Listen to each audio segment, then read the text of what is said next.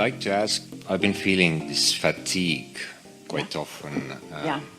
Like not being enthusiastic and passionate. Yeah. So what does it mean? It means that there's contradiction in your vibration. It means you have resistance. It means you've been focusing upon things that your inner being doesn't focus upon. And it means you've been pinching yourself off from your resources. Because this receptive mode, another really good name for it is replenishing mode. So it means you've been practical. Yeah. It means you've been sort of human and observant. It means you've been really doing a good job on step one. But you can give that up for a while because you've got enough in your vortex to keep you busy for 20 or 30 lifetimes. Okay. So how to better understand it when I'm feeling it again, like I don't feel like doing anything or just sleeping and you see, that's the thing that's interesting. When the momentum of resistance is strong, maybe you've been worrying about things, maybe you've been pushing against things. Oh yeah. And those things are active within you. So even though your inner being is calling you, you're not able to go because of your vibration. So it really is like this. So here's your vortex and your inner being calling you toward it, because that's where everything that you want is. You put it there. And your inner being is standing there with it, calling you toward it. And when you don't go, when your thoughts are calling you literally away from it, have you ever experienced a literal tug of war where there are 5 of you on one end of a big rope and 5 of you on the other end of a big rope?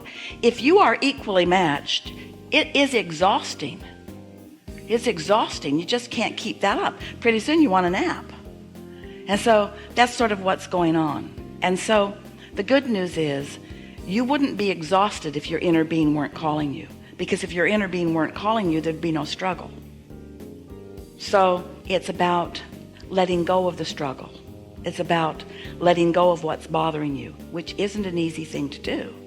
That's the reason that we were talking about meditation, because meditation will help you let go of the struggle. In fact, quiet in your mind, we've been telling our friends this for quite a long time. We teach meditation because it's easier to teach you to have no thought than to have pure positive thought. Because you can't change a negative thought to a positive thought all at once, but you can quiet your mind if you care about it. What's bothering you? Many things, like hundreds of things. Yeah.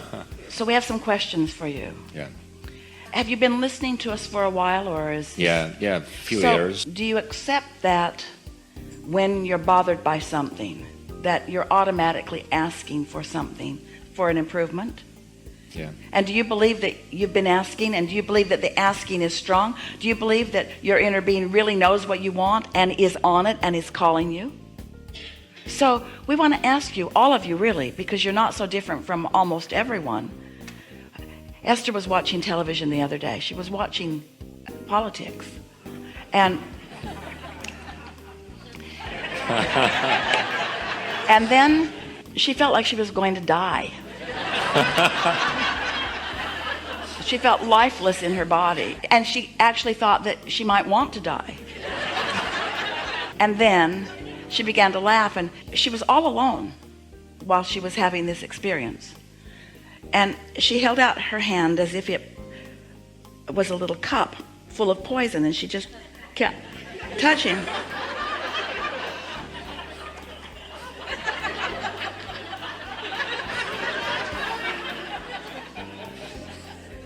Not dead yet.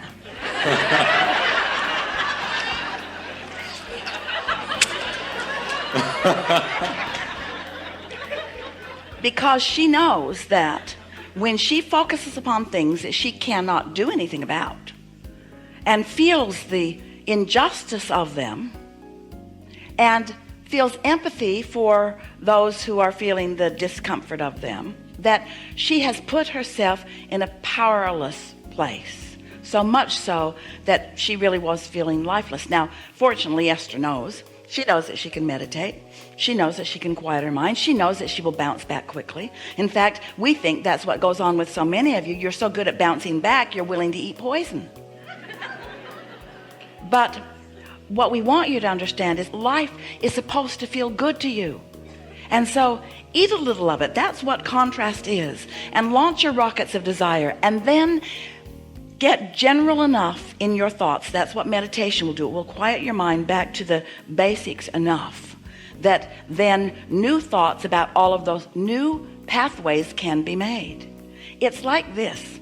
You don't mean to do it, but all of you do it. Esther 2 is that you know what you don't want and you know what you do want. So you make an effort to get back to what you do want with many of the processes. Esther uses every process that we've ever offered.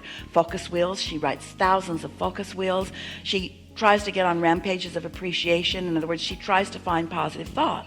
So you participate in a thought that doesn't feel good, and then you improve it, and then you participate in a thought that doesn't feel good, and you improve it, and you participate in a thought that doesn't feel good, and you improve it, and you participate in a thought that doesn't feel good, and you improve it, and then you participate in a thought that doesn't feel good, and you improve it, and pretty soon you just make a little rut, a little groove. Even though your inner being's way over there, you can't quite make it out of that rut. It's like you've got a leash that you only let yourself out a little ways on it before you jerk yourself back. The other day, we had a really good conversation with a nice man who was having a hard time on a lot of things. In fact, he reminded us of the way you were feeling. And so we said, just call out some negative emotions, and we're going to tell you the word that we would use to describe that negative emotion. So he said discouraged, and we said disconnected. And he said angry, and we said disconnected. And every word that he offered, we said disconnected, because it's all the same thing. Doesn't matter what word you use, it's disconnected from who you are. It's not receiving, it's not replenishing. It's too much poison. So then, later in the conversation, we were talking about what the remedy is. What is the remedy when you're discouraged? Meditation. What's the remedy for when you're angry? Meditation. When somebody encouraged Jerry and Esther in 1984 to meditate, they left that place saying to each other, meditation is so weird. Jerry said, we're business people. I like practical things. One day, someone told Jerry that she could see his aura, and he just avoided her for the rest of the time. Because that stuff doesn't seem practical. Here I am in the real world with things to do and places to go and people to see and so on. And you've been trained to be objective and weigh the pros and the cons and the pluses and the minuses. And it feels logical to observe. It does. But you've got to put it into context. Observation of what is, constant observation of what is, will hold you only in what is. And this is what's so interesting about this.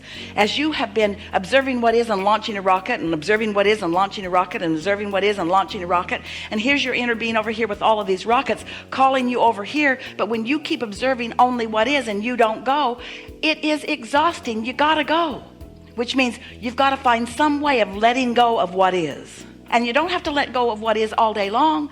Don't do that. Go where you need to go. Keep eating, feeding your children, go to work, earn money, all of that stuff. Don't take long naps. Do take long naps, but not long naps. But find a way to quiet your mind enough that you can begin to let some of what you've been asking for come in. And it is our promise to you. You see, it feels like I'm going to need the money before I feel better, or I'm going to need the relationship before I feel better, or I'm going to need to be recognized at work or have more respect before I can really feel good. But that isn't true. You just need a little satisfaction. You just need a little satisfaction, and then a little more, and then a little more, and then a little more. So if you would let your new intention be, I'm just going to get ready to get ready. I don't need the full manifestation. I just want to get a little more ready for it, and then a little more ready for it. It is our promise to you that the depression will lift, and the lethargy will lift, and the tiredness will lift way before the manifestation comes, because it's not the absence of the manifestation that's making you feel that way. It's the thought process that's keeping you from your true thought power. It's the not letting the thought energy flow through you. The thought energy, once you let it start flowing through you, will give you every manifestation in the world that you've ever asked for. But you're not ready for all of them right now, you see. Oh, it's so nice but you have to accept a few things. You have to accept that you're vibrational. You do. You have to accept that the whole universe is. You have to accept that law of attraction abounds. You have to accept that your inner being is standing where everything you want is and is calling you toward it. You have to accept that things are working out for you.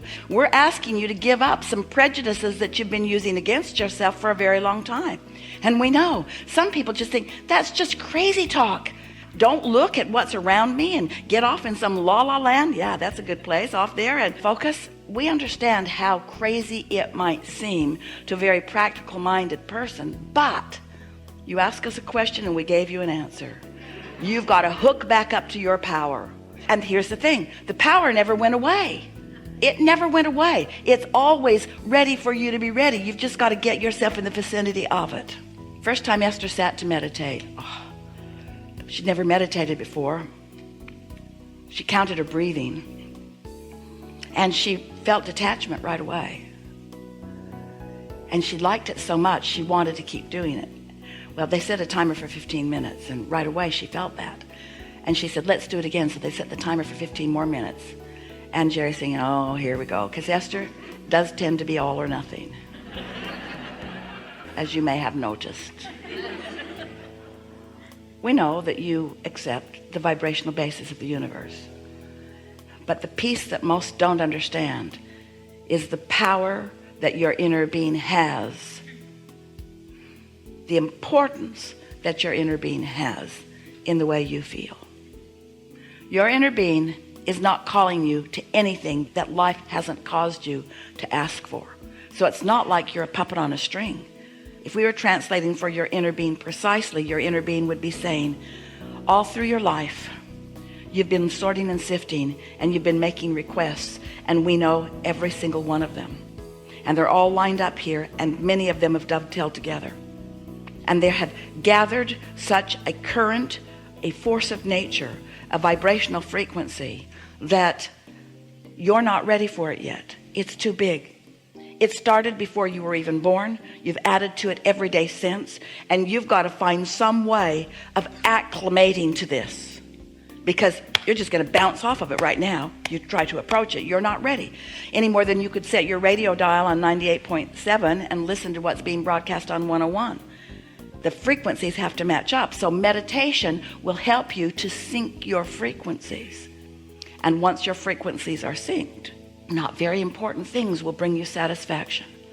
But if you're focused upon the satisfaction feeling, if satisfaction is what you're going for, not an instant remedy, but satisfaction, and then you do it tomorrow and then the next day, it won't be more than a few days before, first of all, you're going to feel way better.